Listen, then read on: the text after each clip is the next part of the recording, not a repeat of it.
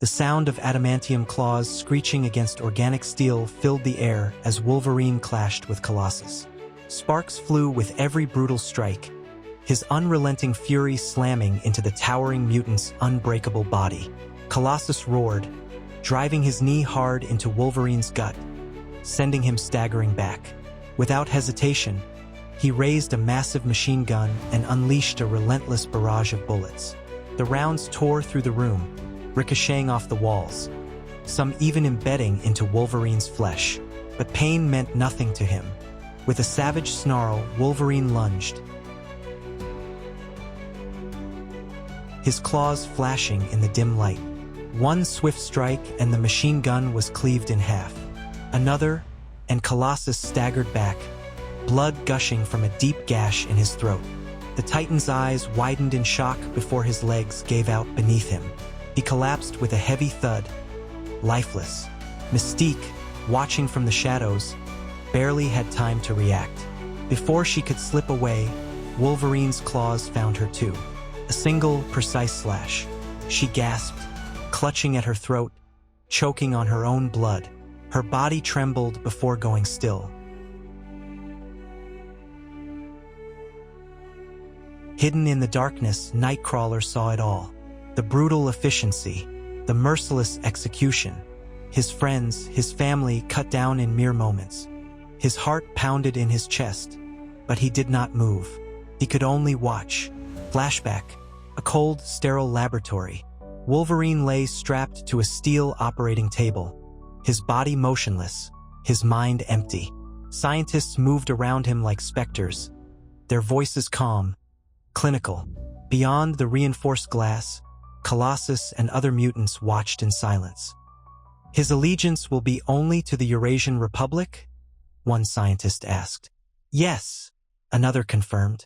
His memories have been wiped completely, but his survival instinct remains intact. He is a unique specimen. They stared at the man on the table once called Logan. We call him our winter soldier. Back to the present. The crash of shattering glass broke the silence as Nightcrawler burst through a window, landing a few feet away from Wolverine. Hands raised, voice desperate, he pleaded, "Logan, you know me.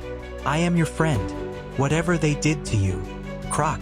A table between them splintered into pieces as Wolverine's claws tore through it. His answer was clear.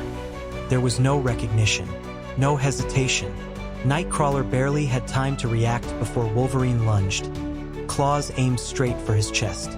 Instinct took over, he spun, delivering a powerful kick that sent Wolverine flying across the room. "Forgive me," Nightcrawler whispered. "I do what I must."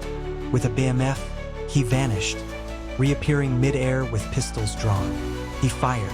Wolverine deflected the bullets with his claws, his keen senses already tracking the scent of sulfur in the air. He anticipated the teleport before it even happened. The moment Nightcrawler reappeared, Wolverine was there. His claws drove deep into the blue mutant's chest. Nightcrawler gasped, shock and pain filling his glowing yellow eyes. "We weren't fast enough," he choked out, his voice weak. "I'm sorry." Wolverine finished it with a final slash. Nightcrawler's body collapsed, lifeless. Silence. The mission was complete. Another flashback. A darkened briefing room. The cold voice of his handler echoing in his mind. "These are your targets." Back to the present. Wolverine emerged from the ruined building, the scent of blood still fresh in the air. He stepped onto the waiting aircraft, the engines humming softly as it prepared for departure. As the aircraft lifted into the sky, the full moon loomed behind him, casting an eerie glow over the scene. He removed his helmet, inhaling deeply. The metallic scent of his victims clung to him, and he felt nothing,